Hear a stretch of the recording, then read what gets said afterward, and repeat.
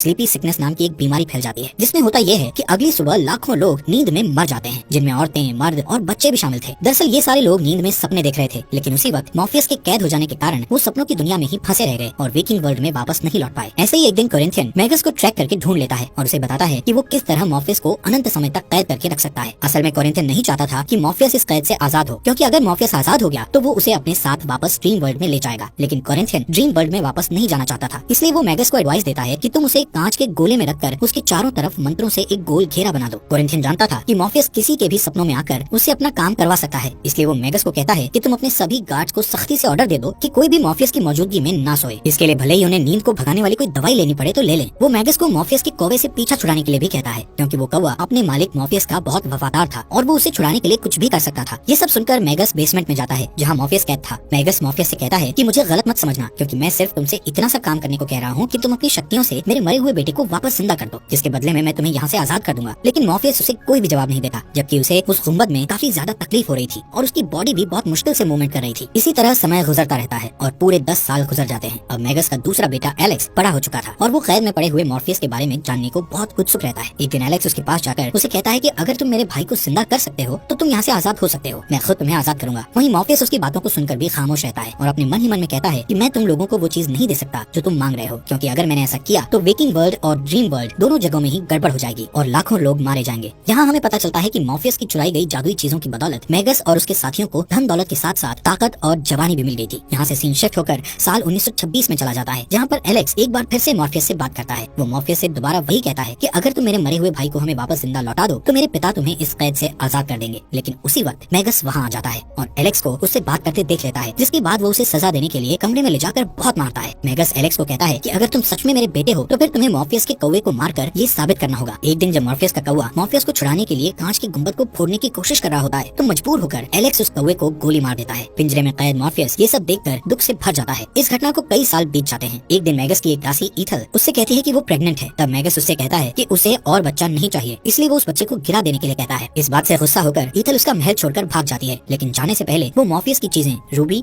रेत की थैली और उसका हेल्म भी अपने साथ ले जाती है। जब मैगस को ये पता चलता है तो वो गुस्से से पागल हो जाता है और उन चीजों को वापस पाने के लिए मॉर्फियस के पास जाता है और उसे कहता है कि अगर मॉर्फियस उसे ढेर सारे पैसे और पावर के साथ साथ अमर बना दे तो वो उसे आजाद कर देगा। लेकिन मॉर्फियस इस पर भी कुछ नहीं कहता। तो फ्रस्ट्रेट होकर मैगस एलेक्स पर अपना गुस्सा निकालता है। उन दोनों में लड़ाई होने लगती है, जिसमें मैगस को धक्का लग जाता है और वो सर के बल जमीन पर गिर जाता है, जिससे तुरंत उसकी मृत्यु हो जाती है। इससे घबराकर एलेक्स गार्डन में चला जाता है, जहाँ उसकी मुलाकात पॉल नाम के एक वर्कर से होती है। पॉल उसे दिलासा देता है और एलेक्स से कहता है कि उसे मॉर्फियस के पास जाना चाहिए और उससे हेल्प मांगना चाहिए, पर एलेक्स कहता है कि उसने मॉर्फियस के कौवे को मार डाला था, इसलिए इस वक्त उससे हेल्प मांगना सही नहीं होगा। इस तरह कई साल और गुजर जाते हैं और मॉर्फियस को कैद में पड़े हुए 104 साल बीत जाते हैं। पॉल और एलेक्स दोनों बूढ़े हो चुके थे, उनके पूरे शरीर में झुर्रियां पड़ चुकी थी, लेकिन वो दोनों अब भी मॉर्फियस के साथ सौदेबाजी करना चाहते थे। एक दिन पॉल एलेक्स को व्हील चेयर में बिठाकर उसी जगह आता है जहाँ मॉर्फियस कैद था और उसके चारों तरफ बने हुए घेरे को जानबूझकर तोड़ देता है, ताकि सपनों का देवता मॉर्फियस अपने पावर्स को यूज कर सके। उनके जाने के बाद मॉर्फियस वहाँ मौजूद गार्ड्स में से एक को अपनी शक्ति से सुलाकर उसके सपने में पहुंच जाता है। फिर वो उस गार्ड को गोली चलाकर कांच के गोले को तोड़ने पर मजबूर कर देता है। फिर जैसे ही मॉर्फियस कैद से बाहर निकलता है, वो एलेक्स से बदला लेने के लिए उसे हमेशा के लिए सुला देता है, जहाँ उसे एक के बाद एक दूसरा डरावना सपना आता रहता है। अब मॉर्फियस 104 साल तक कैद में रहने के बाद वापस अपने ड्रीम वर्ल्ड में लौटता है, तो वो ये देखकर हैरान रह जाता है कि वहाँ सब कुछ बदल चुका था। पहले वहाँ जो खूबसूरत महल था वो अब बुरे हाल में पहुंच चुका था। मॉर्फियस वहाँ के मेन लाइब्रेरियन लुसियन से मिलता है, जो उसे बताता है कि वहाँ राजा के न होने से बहुत सारे लोग उस जगह को छोड़कर जा चुके थे। ये सब सुनकर वो बहुत दुखी हो जाता है और कसम खाता है कि वो अपनी इस दुनिया को फिर से बसाएगा और उसे अपना पुराना मुकाम दिलाकर रहेगा। दूसरी तरफ कोरिंथियन को एक घर में एक आदमी के साथ दिखाया जाता है। वो उस आदमी को मारने वाला होता है। कोरिंथियन को ये पता चल चुका था कि मॉर्फियस वहाँ से आजाद होकर जा चुका है और अब वो कभी भी उसे लेने आ सकता है। यहाँ पता चलता है कि कोरिंथियन के चेहरे पर आंखें नहीं थी, बल्कि आंखों की जगह छोटे छोटे दांत थे, जिन्हें देखकर ऐसा लगता था कि वो छोटे छोटे मुंह थे। इसी वजह से वो हर वक्त काला चश्मा पहने रहता था। वो जब भी किसी को मारता तो उनकी दोनों आंखें निकाल लेता था। उधर ड्रीम वर्ल्ड में मॉर्फियस लुसियन से कहता है कि वो अपने हथियारों, रूबी, सैंड पाउच और हेल्म के बिना कुछ नहीं कर सकता, इसलिए अपनी दुनिया को फिर से आबाद करने के लिए सबसे पहले उन हथियारों को ढूंढना होगा। अब सीन शिफ्ट होता है और हमें न्यूयॉर्क का बफलो एरिया दिखाया जाता है, जहाँ बूढ़ी ईथल लोगों से छुप कर रहती है, क्योंकि वो एक इंटरनेशनल क्रिमिनल बन चुकी थी और अलग अलग रूप बदलकर जी रही थी। एक दिन कोरिंथियन उसके पास आता है और उसे पार्टनरशिप का ऑफर देता है। क्योंकि वो दोनों मॉर्फियस के दुश्मन थे, इसलिए ईथल उसकी बात मान लेती है। फिर वो दोनों उस सिचुएशन से निपटने के लिए प्लानिंग करते हैं। ईथल झूठ बोलती है कि उसे मॉर्फियस के हथियारों के बारे में कुछ नहीं पता, लेकिन तभी कोरिंथियन उसके बेटे को वहाँ से ले आता है, जिससे ये साबित हो जाता है कि ईथल उसे जितना होशियार समझ रही थी, कोरिंथियन उससे कहीं ज्यादा होशियार था। इस बीच मॉर्फियस अपने महल में सबको बताता है कि उसे अपने हथियारों को पाने के लिए उन तीनों देवियों को बुलाना पड़ेगा, जिन्हें फेट कहा जाता था। लेकिन उन्हें बुलाने के लिए उसे किसी पावरफुल चीज की जरूरत थी, जिससे वो पावर को अपने अंदर उतार सके। इसके लिए वो अपने दो ड्रीम ब्रदर्स के पास जाता है और उनसे वो गिफ्ट वापस मांगता है जो उसने उन्हें बरसों पहले दिया था। वो गिफ्ट एक प्यारा सा डायनासोर था जिसका नाम ग्रेगरी था। दोनों भाई ग्रेगरी से बहुत प्यार करते थे और उसे देना नहीं चाहते थे, लेकिन ग्रेगरी खुद अपने मालिक की खातिर अपनी कुर्बानी देने के लिए तैयार हो जाता है। इसके बाद मॉर्फियस अपने घुटनों पर बैठ जाता है और ग्रेगरी की आत्मा को अपने अंदर उतार लेता है। अब उसके पास इतनी शक्ति आ चुकी थी कि वो फेट का सामना कर सकता था। इसके लिए वो एक नई जगह पर पहुंचता है जिसे ड्रीम ऑफ अदर्स कहा जाता था। इस दुनिया को उसने नहीं बनाया था, उसका बनाने वाला कोई और था। वहाँ पहुँचने पर उसे एक अजीब और गरीब सांप मिलता है जिसकी मदद से वो उन तीनों देवियों को अपने पास बुलाता है। वो देवियां मॉर्फियस के हाथों से उस सांप को ले लेती है और उसके बदले में उसे उसकी हर चीज के लिए क्लू देती है। वहाँ मॉर्फियस को पता चलता है कि उसके रेत की थैली को लंदन में बेच दिया गया था। उसे आखिरी बार जॉन कॉन्स्टेंटाइन नाम की एक जादूगर ने खरीदा था। उसके हेल्म को नर्क में एक राक्षस को दे दिया गया था जिसके बदले में देने वाले को एक जादुई ताबीज मिला था जो कि उसकी रक्षा के लिए काफी था, और उसकी रूबी एक माँ ने अपने बेटे को गिफ्ट कर दिया था। इस तरह उसकी तीनों चीजें अलग अलग जगह पहुंच गई थी। उधर बफलो में ईथल अभी भी यही कहती है कि उसे मॉर्फियस की चीजों के बारे में कुछ खबर नहीं है, पर सच्चाई ये थी कि रेत की थैली और हेल्म का सौदा उसी ने किया था ताकि यूएस में वो एक नई जिंदगी शुरू कर सके। और जब उसका बेटा बूढ़ा हो गया तो उसने अपनी माँ से रूबी को ले लिया ताकि वो कभी न मरे। कोरिंथियन उसके झूठ को सुनकर उसकी आंखें काटकर निकालने की तैयारी करता है, पर तभी ईथल कहती है कि उसे मॉर्फियस के हथियारों की जरूरत नहीं है क्योंकि उसके पास उसका खुद का हथियार है। ये कहकर वो अपने तावीज को निकाल कर दिखाती है और उसे देखते ही कोरिंथियन तुरंत हवा में गायब हो जाता है। इसके बाद ईथल जेल जैसे एक हॉस्पिटल में जाती है जहाँ उसकी मुलाकात उसके बेटे जॉन से होती है जो बूढ़ा हो चुका था। वो उसके इलाज के बारे में जानकारी लेती है और उससे बात करने की कोशिश करती है, पर वो कोई बात नहीं करता। इस बीच ड्रीमिंग रैल में मॉर्फियस लुसियन को बताता है कि वो अपनी रेत की थैली लाने के लिए लंदन जा रहा है ताकि वो इतना स्ट्रॉन्ग हो जाए कि नर्क में जाकर वहाँ से अपना हेल्म वापस ला सके। जैसे ही वो वहाँ से निकलता है, ईथल के जादुई ताबीज के कारण कोरिंथियन को ड्रीमिंग रैल में फेंक दिया जाता है। लुसियन उसका स्वागत करता है और उसे वेकिंग वर्ल्ड से दूर रहने के लिए कहता है, पर कोरिंथियन जिद पर अड़ा रहता है और वापस वहाँ जाने की कोशिश करता है। इस बीच मॉर्फियस लंदन पहुँच जाता है और जादूगर जॉन कॉन्स्टेंटाइन से मिलता है जिसके पास वो रेत वाली थैली थी। वो उससे उस थैली का सौदा करने की कोशिश करता है, पर वो जादूगर इनकार कर देती है और कहती है कि उसे एक जगह झाड़ फूंक का काम करने जाना है। ये कहकर वो वहाँ से चली जाती है। वो एक चर्च में जाती है और देखती है कि एक अमीर राजकुमारी एक फुटबॉलर से शादी करने वाली थी। जॉना कंफ्यूज होकर सोचती है कि आखिर उस कपल को झाड़ फूंक कराने की क्या जरूरत थी, पर तभी वो राजकुमारी के चीखने की आवाज सुनती है और उसे पता चलता है कि फुटबॉल प्लेयर पर किसी शैतानी ताकत का कब्जा था। उसके मुंह से एक राक्षस निकलता है जो फुटबॉलर की अंतड़ियां निकाल देता है और फिर जॉना की तरफ बढ़ता है। उसी वक्त मॉर्फियस वहाँ पहुँच जाता है और वो उस राक्षस को पहचान लेता है। मॉर्फियस और वो राक्षस आपस में बातें करने लगते हैं जिसका फायदा उठाकर जॉना अपनी जादुई शक्तियों से उस राक्षस को वापस नर्क में भेज देती है। इस घटना के बाद मॉर्फियस और जॉना बाहर जाकर एक दूसरे से ढंग से बात करते हैं। मॉर्फियस अपनी रेत वाली थैली के बारे में पूछता है तो जॉना उसे कहती है कि वो उस थैली के धागों को खोल नहीं पाई, इसलिए उसने उसे बेच दिया। ये सुनकर मॉर्फियस परेशान हो जाता है और कहता है कि उन्हें किसी भी तरह उस थैली को ढूंढना होगा, वरना सपनों की दुनिया का वजूद मिट जाएगा और अगर सपने ना रहे तो दुनिया में तबाही मच जाएगी। लेकिन जॉना उसकी बात पर ध्यान नहीं देती और वहाँ से चली जाती है। उसके जाने के बाद मॉर्फियस की नजर उस कौवे पर पड़ती है जिसे लुसियन ने उसकी मदद के लिए भेजा था। वो अपना नाम मैथ्यू बताता है और उससे वादा करता है कि हर हाल में उसकी रक्षा करेगा। उस रात मॉर्फियस जॉना के सपने में आता है। जॉना सपना देख रही होती है कि एक राक्षस उसे खींचकर नर्क में ले जा रहा है। तभी उसकी नींद खुल जाती है और वो मॉर्फियस को अपने कमरे में पाती है। मॉर्फियस उसे बताता है कि वो सपने में उसका पीछा करते हुए वहाँ पहुंचा था और उसकी हेल्प करना चाहता था। जॉना कहती है कि उसे रोज डरावने सपने आते हैं, तो मॉर्फियस उससे वादा करता है कि वो उसे डरावने सपनों से छुटकारा दिला देगा। इस पर जॉना मान जाती है और थैली ढूंढने में उसकी मदद करती है। जॉना अपने ऑफिस में थैली को ढूंढती है और इस बीच मॉर्फियस के हाथ एक तस्वीर लगती है जिसमें जॉना के साथ उसकी गर्लफ्रेंड रेचल दिखाई देती है। उस पिक्चर को देखकर जॉना को याद आता है कि वो थैली उसकी गर्लफ्रेंड रेचल के यहाँ थी। उसी समय वो दोनों रेचल के यहाँ जाते हैं। रास्ते में जॉना उसे बताती है कि वो वहाँ हाल ही में रहने आई थी। जब उसके सारे करीबी लोग एक एक करके मरने लगे तो वो रेचल को छोड़कर अलग रहने लगी ताकि रेचल सेफ रहे। जल्दी ही वो दोनों रेचल के घर पहुँच जाते हैं और ये देखकर हैरान रह जाते हैं कि रेचल पर उस रेत की थैली का जादुई असर हो रहा था। उसकी हालत बहुत नाजुक थी, वो बोल भी नहीं पा रही थी। दरअसल उसे रेत और उसकी वजह से आने वाली सपनों की लत लग चुकी थी और इसी कारण उसका शरीर गलता जा रहा था। मॉर्फियस रेचल से रेत की थैली ले लेता है और कहता है कि ये इंसानों के लिए नहीं है। इसके बाद वो निकलने की तैयारी करता है पर जॉना उसे अपनी गर्लफ्रेंड को ठीक करने के लिए कहती है क्योंकि उसी के रेत की वजह से उसकी ये हालत हुई थी। मॉर्फियस उसकी बात मान लेता है और उसे बाहर इंतजार करने को कहता है। फिर वो रेचल के ऊपर रेत डालकर उसे उसकी तकलीफों से छुटकारा दिला देता है। उसे आखिरी बार जॉना का सपना आता है और फिर वो मर जाती है। उधर बफलो में ईथल अपने बेटे जॉन से कहती है कि उसने उन जादुई हथियारों को सिर्फ इसलिए चुराया था कि उसे उन चीजों से मदद मिल सके। वो कहती है कि जब मेगस के लोग उसे ढूंढ रहे थे तो उसने रूबी को छुपा दिया था और बाकी दोनों चीजों के बदले में उस जादुई ताबीज को खरीद लिया था जिसे वो अपने गले में पहने रहती थी। उसी ताबीज ने उसे अब तक जिंदा रखा था, लेकिन अब वो और जीना नहीं चाहती थी, इसलिए वो मॉर्फियस को उसकी रूबी लौटा देना चाहती थी और उम्मीद करती थी कि वो उन्हें माफ कर देगा। पर जॉन का कहना था कि उन्हें वो चीजें लौटाने के बजाय उनका इस्तेमाल करके सपनों की एक ऐसी दुनिया बनानी चाहिए जहाँ सपनों का राजा ना हो। उसके जवाब में ईथल कहती है कि रूबी के कारण कई लोग अपनी जान गंवा चुके हैं, जबकि वो रूबी इस लायक नहीं है कि उसे अपने पास रखा जाए। फिर वो अपनी ताबीज निकालकर जॉन को दे देती है ताकि उसे शांति मिल सके। ईथल कहती है कि इस ताबीज ने उसे 116 साल तक जिंदा रखा था और अब वो ताबीज जॉन को हमेशा के लिए जिंदा रखेगा। ताबीज के जाते ही ईथल का शरीर तेजी से बूढ़ा होने लगता है और वो जॉन की बाहों में दम तोड़ देती है। जॉन घबराकर चीखने लगता है। उसकी आवाज सुनकर एक गार्ड वहाँ आता है और ईथल की लाश को देखकर समझता है कि जॉन ने उसे मारा है और वो तुरंत उस पर गोली दाग देता है, पर वो गोली जॉन के शरीर से टकराकर वापस उस गार्ड को लगती है और वो तुरंत मर जाता है। इसके बाद जॉन उस बिल्डिंग से बाहर निकलता है जहाँ वो इतने सालों तक कैद था। वो बफलो की सड़कों पर खड़ा ठंड से कांप रहा होता है कि इतने में कोरिंथियन पीछे से आकर उसे अपना कोट पहनने को देता है। जॉन को लगता है कि वो एक अजनबी है, इसलिए वो कोट लेने से मना कर देता है, पर कोरिंथियन जिद करने लगता है। आखिरी सीन में हम देखते हैं कि मॉर्फियस जोना को बताता है कि उसकी गर्लफ्रेंड रेचल शांति से गुजर चुकी है और वो जोना को इस बात की गारंटी देता है कि अब से उसे कभी डरावने सपने नहीं आएंगे। ये सुनकर जोना वहाँ से चली जाती है। उसके जाने के बाद मॉर्फियस अपने कौवे मैथ्यू के साथ डिस्कस करता है कि उन्हें अब हेल में जाने की तैयारी करनी चाहिए। उम्मीद है आपको ये सीरीज